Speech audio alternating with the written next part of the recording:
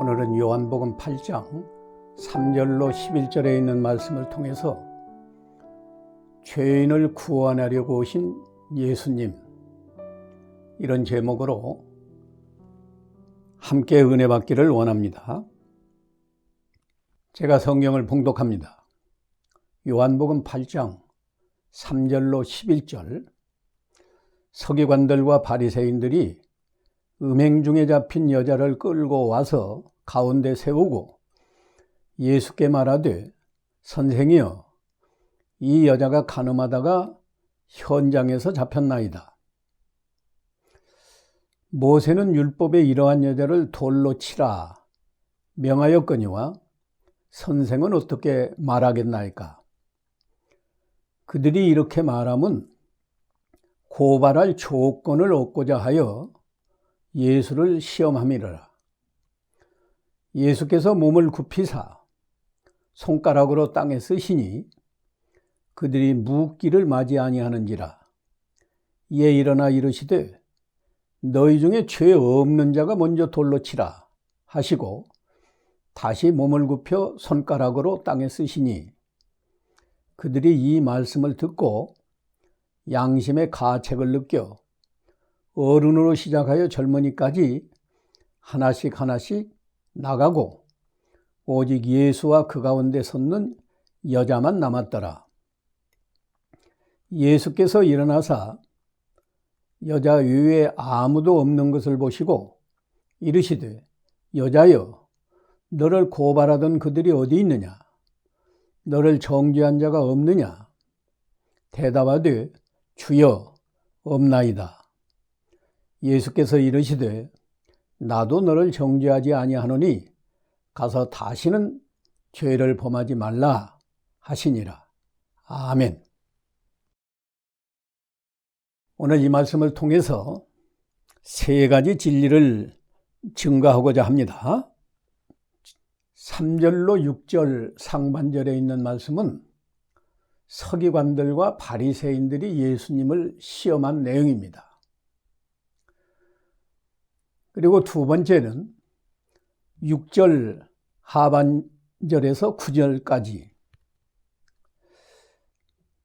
너희 중에 죄 없는 자가 먼저 돌로 치라, 예수님이 말씀하셨는데 이 진리를 증거하고, 세 번째는 10절로 11절에 있는 말씀을 통해서 예수님께서도 간음한 여자를 정죄하지 않으셨다.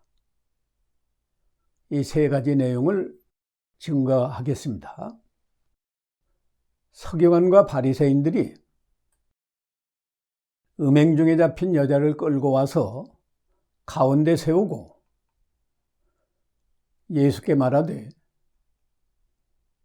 선생이여, 이 여자가 간음하다가 현장에서 잡혔나이다. 모세는 율법에 이러한 여자를 돌로 치라 명령하였는데 선생은 어떻게 말하겠습니까? 라고 예수님에게 말했어요. 이는 서기관들과 바리새인들이 진리를 바로 알고자 해서 선한 목적으로 질문한 것이 아니고 예수님을 고발할 조건을 찾기 위해서, 다시 말하면 예수님의 대답을 통해서 예수님을 고발하려고, 고발할 조건을 찾기 위해서 예수님을 시험한 겁니다.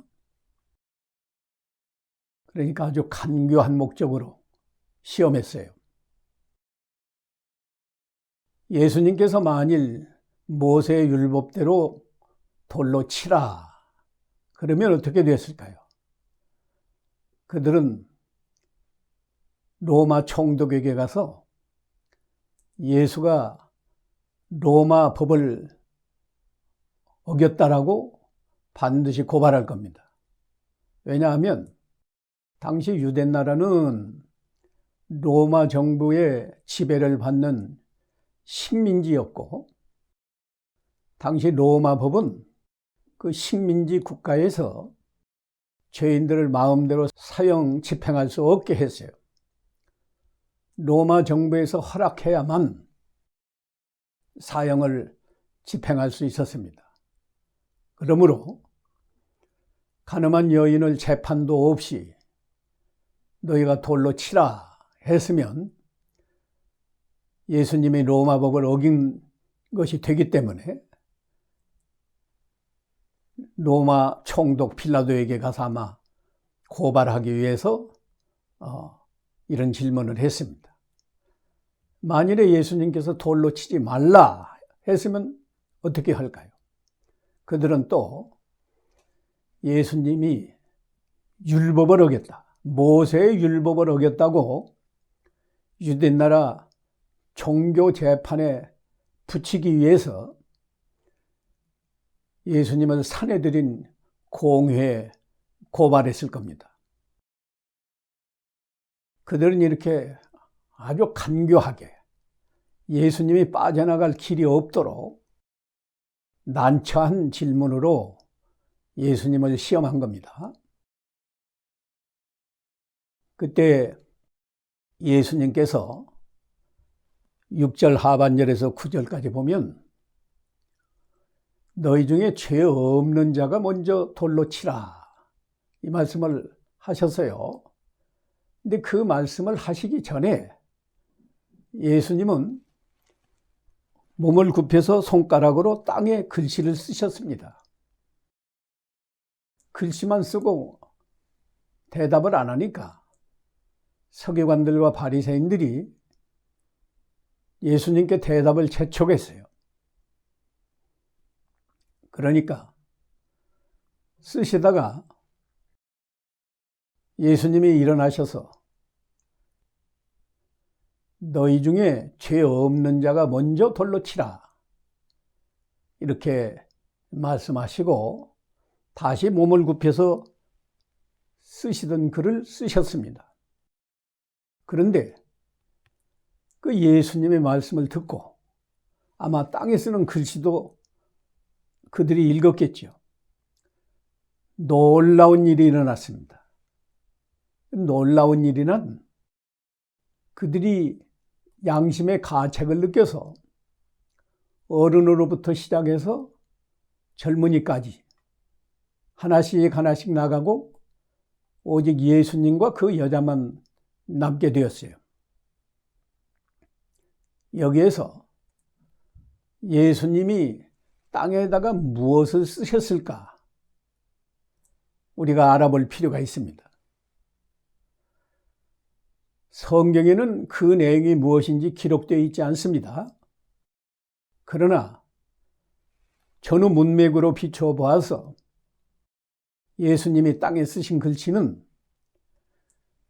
서기관들과 바리새인들로 하여금 그들이 죄인인 걸 깨닫고 양심의 가책을 느껴서 하나씩 하나씩 돌아갈 만큼 중요한 하나님의 말씀을 기록한 것이 분명합니다.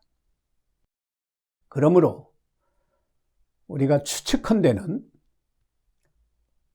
전도서 7장 20절에 선을 행하고 전혀 죄를 범하지 아니하는 의인은 세상에 없다 라고 하신 말씀이거나 마태복음 5장 28절에 예수님이 하신 말씀 나는 너희에게 이르노니 음욕을 품고 여자를 보는 자마다 마음에 이미 간음하였느니라 그 내용을 쓰시지 않았을까? 어쩌면 두 군데에 있는 말씀을 다 쓰셨을지도 모르겠어요. 그렇기 때문에 그들이 땅에 있는 글씨를 읽고 또 예수님께서 너희 중에 죄 없는 자가 먼저 돌로 치라 할 때 나는 죄인이구나. 먼저 깨달은 순서대로 나는 죄인이니까 이 여자를 돌로 칠 수 없다. 가자. 하고 간 거고 아마 순서대로 나도 죄인이야. 나도 이 여자를 정죄해서 돌로 칠 수 없다 하고 가고, 그래서 마지막에 다 가고 그 여자와 예수님만 남게 되었습니다. 우리가 이 사건을 통해서 예수님이 우리에게 주시는 교훈 두 가지를 깨달을 수 있습니다. 첫째는 예수님은 죄인을 불러 회개시키려고 이 세상에 오셨다. 이것을 교훈하신 겁니다. 누가복음 5장 32절에 내가 의인을 부르러 온 것이 아니요 죄인을 불러 회개시키러 왔노라 라고 예수님이 직접 말씀하셨어요. 서기관들과 바리새인들은 그 당시 유대 나라에서 율법을 가장 잘 지키는 유대교 정통파로 자타가 인정을 했습니다. 그래서 그들은 의인으로 착각하고 가늠한 여자를 죄인으로 정죄하고 심지어 예수님까지 고발할 조건을 찾기 위해서 지금 예수님을 시험하는 중에 있는데, 예수님께서는 그들에게 하나님의 말씀을 주셔서 그들이 하나님의 말씀을 듣고 나는 죄인이구나, 나도 죄인이구나, 이렇게 양심의 가책을 느껴서 한 사람 한 사람 다 돌아가게 했습니다. 또 이 사건을 통해서 예수님이 우리에게 주신 두 번째 교훈은 우리가 다른 사람을 판단하면 아니 된다. 죄인을 판단하고 정죄할 수 있는 분은 오직 하나님 한 분뿐입니다. 세상에서는 세상 법을 어겼으면 재판관이 재판을 하지 일반 국민은 재판할 수 없습니다. 우리가 하나님 앞에서 비판하고 정죄할 수 있는 분은 예수님 한 분뿐이에요. 우리는 다 죄인으로 태어나서 죄 가운데 살고 있기 때문에 다른 사람을 정죄할 수 없습니다. 다른 사람을 정죄하고 판단하는 권리는 보이지 않는 하나님과 하나님의 아들로 오신 예수님만 있어요. 그렇기 때문에 우리가 다른 사람을 판단하고 정죄하면 하나님의 영역, 예수님의 권리를 우리가 침범하는 겁니다. 그래서 예수님께서 마태복음 7장 1절과 2절에 말씀하시기를 비판을 받지 아니하려거든 비판하지 말라. 너희가 비판하는 그 비판으로 너희가 비판을 받을 것이요 너희가 헤아리는 그 헤아림으로 너희가 헤아림을 받을 것이니라 라고 말씀하셨어요. 그러므로 우리는 다른 사람을 비판하고 정죄하면 아니 됩니다. 그 일은 하나님께 맡기고 우리는 죄인까지 불쌍히 여기고 사랑하며 그들에게 복음을 전할 의무가 있습니다. 세 번째로 10절에서 11절에 있는 말씀을 통해서 예수님께서도 가늠한 여인을 정죄하지 않으셨습니다. 예수님께서 땅에 글씨를 다 쓰시고 일어나서 보니까 그 가늠한 여인을 정죄하고 비판하던 사람들은 다 갔어요. 그때 예수님께서 여자에게 여자여 너를 고발하던 그들이 어디 있느냐? 너를 정죄한 자가 없느냐? 하시니 그 여자가 주여 없나이다 라고 대답했지요. 그때 예수님께서 나도 너를 정죄하지 아니하노니 가서 다시는 죄를 범하지 말라 라고 말씀하셨습니다. 예수님은 죄 없는 하나님의 아들이시므로 여자를 정죄할 수 있었는데 정죄하지 않으신 것은 예수님이 죄인을 구원하시기 위해서 오신 구세주이시기 때문에 그 진리를 우리에게 나타내시느라고 정죄하지 않으신 겁니다. 그래서 예수님이 마리아의 복중에 잉태했을 때 성령으로 마리아가 예수님을 잉태했죠. 근데 그 마리아하고 약혼한 남편 요셉의 꿈에 하나님의 천사가 나타나서 내 아내 마리아가 아들을 낳을 것이니 이름을 예수라 하라. 이는 그가 자기 백성을 그들의 죄에서 구원할 자이십니다. 라고 말씀했습니다.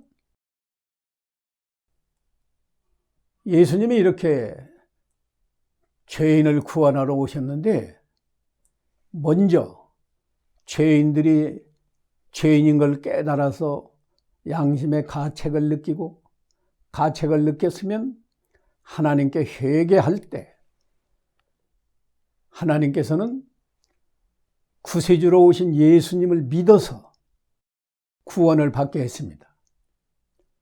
서기관과 바리새인들은 양심의 가책을 받아서 가기만 했지 예수님을 구세주로 믿지는 않았습니다.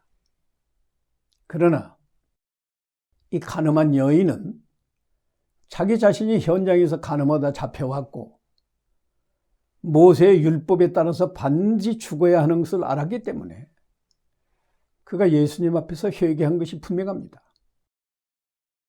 나는 간음하는 죄를 범한 마땅히 죽어야 할 자입니다.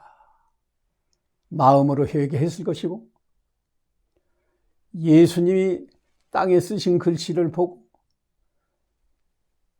죄 없는 자가 먼저 돌로 치라고 하시니까 서기관들과 바리새인들이 다 가는 것을 보시고 예수님은 죄인을 구원하러 오신 구세주 그리스도가 분명하시구나 깨달았을 겁니다. 그래서 두 번째 교훈은 예수님께서는 죄인들의 죄를 대신 담당하시기 위해서 이 세상에 오셨다. 그 간음한 여인이 모세 율법에 따라서 반드시 죽어야 하는데 예수님께서 죄를 용서하신 것은 예수님께서 그 여인의 죄를 대신 담당하실 것을 전제로 하고 죄를 용서해 주신 겁니다. 죄인을 아무리 예수님이시지만 죄인을 거저 용서해 주시면 모세의 율법이 어긋나지 않아요. 그렇기 때문에 예수님이 그 여인의 죄를 용서하신 것은 예수님이 곧 십자가에 못 박혀서 속죄양으로 죽으셔서 그 여인의 죄를 대신 담당하실 것을 교훈하시는 내용이 여기 내포된 거예요.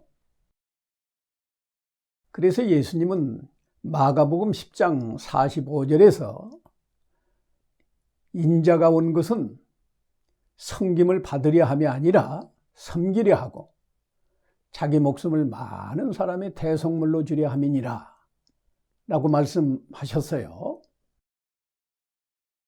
예수님이 이 세상에 오신 목적 세 번째는 구원받은 사람이 다시는 죄를 범하지 않고 거룩한 생활을 하도록 하게 하시려고 오셨습니다. 이것이 예수님이 오신 궁극적 목적이에요. 그러므로 구원받은 우리 성도들은 다시는 죄를 범하지 말고 거룩한 생활로 하나님께 영광을 돌려야 마땅합니다. 그래서 베드로전서 1장 15절에서는 오직 너희를 부르신 거룩한 이처럼 너희도 모든 행실에 거룩한 자가 되라 라고 말씀했고, 또 사도 바울은 고린도전서 10장 31절에 그런즉 너희가 먹든지 마시든지 무엇을 하든지 다 하나님의 영광을 위하여 하라 라고 말씀했어요. 무엇을 하든지 다 하나님의 영광을 위하여 하라. 이 말씀은 무엇을 하든지 죄를 범하지 말고 하나님 말씀을 순종해서 깨끗하고 거룩한 생활로 하나님을 사랑하고 이웃을 사랑하는 선한 생활로 하나님께 영광을 돌리라는 뜻입니다. 그러므로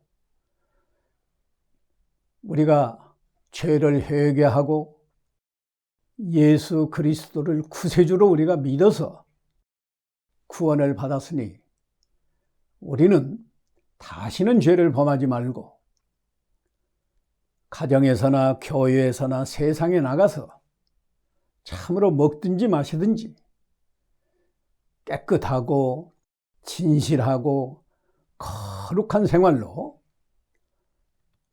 하나님을 사랑하고 이웃을 사랑해서 하나님께 영광을 돌리며 세상을 향해서도 소금과 빛의 사명을 잘 감당하는 하나님의 자녀로 살아가야 마땅하고, 이러한 성도에게 하나님께서는 마음의 천국을 이루도록 은혜를 주시고 그 사람이 하는 모든 일이 형통하도록 은혜와 복을 주십니다.